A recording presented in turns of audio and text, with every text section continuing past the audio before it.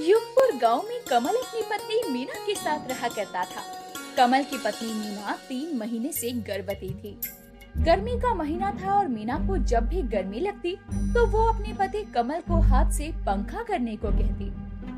अजी, मुझे बहुत गर्मी लग रही है, ये गर्मी बर्दाश्त नहीं हो रही, मुझे बहुत ज्यादा अजीब सा महसूस हो रहा है। अरे तुम मेरा मुंह क्या देख रहे हो, पंखा करो मेरे मुंह पर। अरे मीना, तुम्हें तो पता है कि गर्मी कितनी है और तुम पेट से भी तो हो, तुम्हें गर्मी ज्यादा लगती होगी। तुम एक काम करो, तुम आंगन में बैठो, मैं खाना बना लेता हूँ। इस आदमी को कहा था कि गर्मी में अगर मैं माँ बनी तो मुझे 10 तरह की दिक्कतें आएंगी, लेकिन ये आदमी नहीं माना। अब भुगतो तुम। देखो, मुझे नहीं पता, मुझे तुम कूलर ला कर दो। अरे तुम कैसी बात कर रही हो, यहाँ 2 वक्त की रोटी का गुजारा हो जाए वही बहुत है। मुझे कुछ भी नहीं पता, ना ही मुझे जानना कि तुम कूलर कहाँ से लेकर आओगे। मुझे तो बस इस गर्मी से बचाने के लिए तुम कूलर ला कर दो। लेकिन मैं तुम्हारे लिए कहाँ से कूलर लाऊं, यही तो मुझे समझ नहीं आ रहा है। अरे तुम सोचो तो, मैं घर चलाने के लिए कितनी मेहनत करता हूँ, तब जाकर मुझसे 2 वक्त की रोटी का इंतजाम हो पाता है। मीना कमल की एक नहीं सुनती और कमल से कहती है कि उसे किसी भी हालत में कूलर चाहिए। अब कमल बेचारा हालत का मारा क्या करता। वो भी अब गांव के मुखिया के पास जाता है और उनसे कुछ पैसे उधार मांगता है। मालिक, मुझे कुछ पैसे उधार चाहिए थे, क्या मुझे आप कुछ पैसे उधार दे सकते हैं? अरे रे रे रे रे, सुना है कमल तेरी पत्नी माँ बनने वाली है, तो तुझे उसके खर्चे भी तो उठाने होंगे ना। हाँ मालकिन, आप ऐसा ही कुछ समझ लीजिए, लेकिन अभी आप मुझे कुछ पैसे उधार दे दीजिए, आपकी बड़ी मेहरबानी होगी। देख कमल, मैं तुझे पैसे तो दे देती, लेकिन अभी अभी मैंने खाद और बीज के लिए रामू को पैसे दिए हैं, तो अब मेरे पास ये दान दक्षिणा के लिए और उधारी के लिए ज्यादा पैसे बचे नहीं हैं। अब तू कल परसों आकर पैसे ले जा सकता है, लेकिन मैं तुझे ये नहीं कह सकती कि मैं तुझे पैसे कल दूंगी या परसों, या दे भी पाऊंगी या नहीं। मालिक, ऐसे कैसे काम चलेगा? मुझे तो आज कल में ही पैसों की जरूरत थी, फिर आप आजकल बुलाकर अगर मुझे पैसे नहीं देती हैं तो मुझ पर और भी दिक्कत आ जाएगी। अब देख ले तू, पत्नी भी तेरी और होने वाला बच्चा भी तो तेरा, तो परेशानी कोई दूसरा क्यों ले। कमल को यहाँ से भी निराशा ही हाथ लगती है और वो बेचारा अब घर लौट कर आता है तो देखता है कि उसकी पत्नी खाट पर लेटी हुई थी। अजी आ गया, अब क्या हुआ, कूलर का कुछ बंदोबस्त हुआ या नहीं, या फिर मैं अपने मायके जाऊं। कम से कम मेरे बाप की इतनी तो औकात है कि वो मुझे एक कूलर तो दे ही सकते हैं। नहीं नहीं, मैं चाहता हूँ कि तुम मेरे साथ ही रहो, क्योंकि ये हमारा पहला बच्चा है और मैं तुम्हारी देखभाल अपनी आंखों के सामने करना चाहता हूँ। बोल तो ऐसे रहे हो जैसे सचमुच तुम मेरी ही देखभाल कर रहे हो। तुमसे मेरे लिए एक कूलर तो लाया नहीं गया और बड़े आए मुझे कहने वाले कि मैं तुम्हारी इस हालत में तुम्हारी देखभाल कर लूंगा। मैं पूरी कोशिश में हूँ कि कल से परसों तक मैं तुम्हारे लिए एक कूलर का इंतजाम कर दूं, बस मुझे थोड़ा सा समय दे दो। अरे 2 दिन बाद का किसने देखा है, कहीं ऐसा ना हो जी कि इस भीषण गर्मी में मैं मर जाऊं। अरे नहीं नहीं मीना, शुभ शुभ बोलो, सब ठीक हो जाएगा, तुम चिंता क्यों करती हो? मीना सुबह शाम रात दिन सिर्फ कमल को उसकी गरीबी के ताने दे रही थी, लेकिन बेचारा कमल तो सच में मजबूर था। वो कुछ कर नहीं पा रहा था, लेकिन वो कोशिश तो कर ही रहा था। अब कमल अगली ही सुबह काम पर निकल तो जाता है, लेकिन उसके दिमाग में एक ही बात चल रही थी, वो थी मीना का कूलर, जिसके बिना वो बेचैन थी। अब क्या करो, कुछ समझ नहीं आ रहा है। मेरे पास तो इतने पैसे भी नहीं है कि मैं मीना को एक नया कूलर लाकर दे सकूं। यही सोचता हुआ कमल काम पर ना जाकर एक पेड़ के नीचे बैठ जाता है। तभी वो देखता है कि कुछ गांव के लोग एक आदमी के पीछे भाग रहे हैं और उसमें महिला, बच्चे और आदमी, बूढ़े सभी शामिल थे। अरे रे काकी, आप लोग उस आदमी का पीछा क्यों कर रही हो? क्या हुआ, कोई बात हो गई क्या? अरे बेटा, ये चोर है, चोरी करने आया था और पकड़ा गया। फिर तो गांव वाले इसके पीछे पड़ गए, बेचारे की तो शामत ही आ गई समझो। लेकिन ये चोरी किसके घर करने गया था? अरे अपने गांव के वैद्य जी के घर में। तू तो जानता है वो जब से शहर गया है उसके घर के आसपास चोर ही घूमते रहते हैं। क्योंकि उसके घर में किसी चीज की कोई कमी है क्या भला।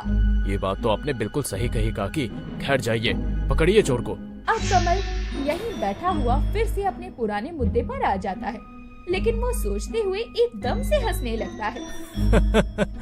क्या बात है कमल, क्या दिमाग पाया है। अब तो मीना के लिए कूलर का जुगाड़ हो गया समझो।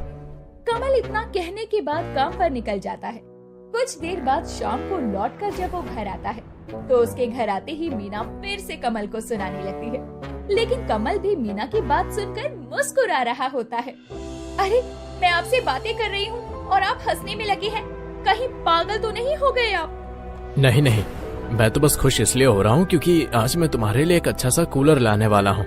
सच में? अरे क्या बात है, आज तो लगता है कि सूरज पश्चिम से निकला है। तुम ऐसा ही कुछ समझ लो। अब कमल के खाना खाने के बाद ही मीना भी खाना खाकर सो जाती है और कमल को मीना के सोने का ही तो इंतजार था।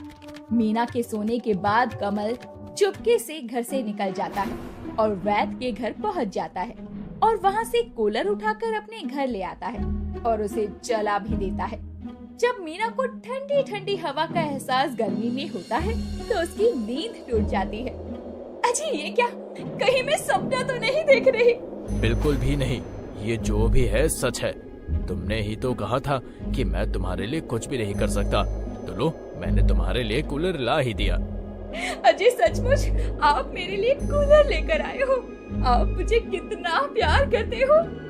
कमल और मीना इस बात से अनजान थी कि वो कूलर जादुई है और वो कूलर तो कमल और मीना की बात सुन रहा था।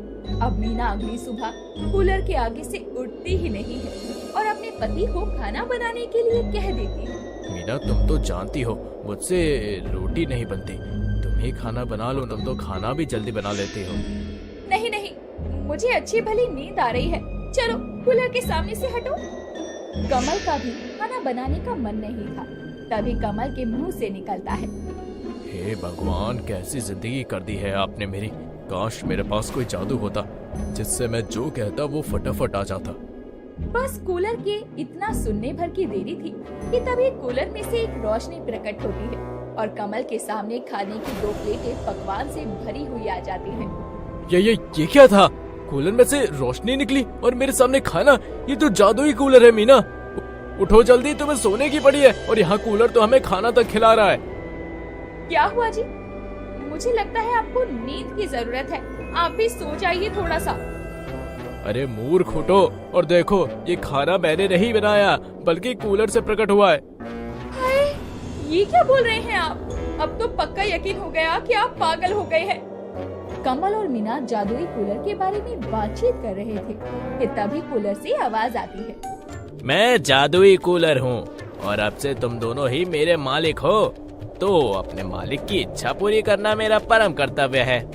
इसका मतलब तुम सचमुच जादुई कूलर हो? हाँ, मैं सच में जादुई कूलर हूँ। कहो तो तुम्हें क्या चाहिए? मैं तुम्हारे लिए तुम्हारी आवश्यकता की चीजें ला सकता हूँ। हे प्रभु, मैं तो धन्य हो गया, लेकिन लालच अच्छी नहीं। मुझे ढेर सारे पैसे चाहिए, क्या तुम पैसे ला सकते हो? हाँ बिल्कुल, अभी लो।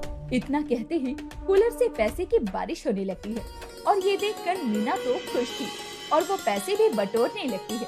लेकिन कमल ये सब देखकर बिल्कुल खुश नहीं था, क्योंकि उसे उसकी पत्नी में साफ लालच जो नजर आ रहा था। तभी उसकी पत्नी लगातार कूलर से कुछ न कुछ मांगने लगती है। ये देखकर कमल को गुस्सा आता है और वो कूलर से कहता है, क्या तुम मेरी इच्छा की पूर्ति नहीं करोगे? मैं आप दोनों का ही गुलाम हूँ, कहिए क्या हुक्म है मालिक? जी आप ना एक अच्छा सा घर, गाड़ी, पैसा, बंगला ये सब मांग लीजिए। हे जादुई कूलर, मैं चाहता हूँ कि तू अभी के अभी नष्ट हो जा। जी हुक्म मालिक। ये आपने क्या किया? अरे सोने के अंडे देने वाली मुर्गी को ही काट डाला। कमल ने ये सब कुछ सोच समझ के ही किया था, क्योंकि वो नहीं चाहता था कि उसकी पत्नी का लालच और बढ़े, क्योंकि कुछ समय में ही उसने उस जादुई कूलर से बहुत कुछ मांग जो लिया था। दोस्तों, इस कहानी से जुड़ा आपसे भी एक सवाल है। अगर आपको भी एक ऐसा ही जादुई कूलर मिले और वो एक ही इच्छा को पूरा कर सकता हो, तो आप उससे कौन सी इच्छा मांगना चाहेंगे?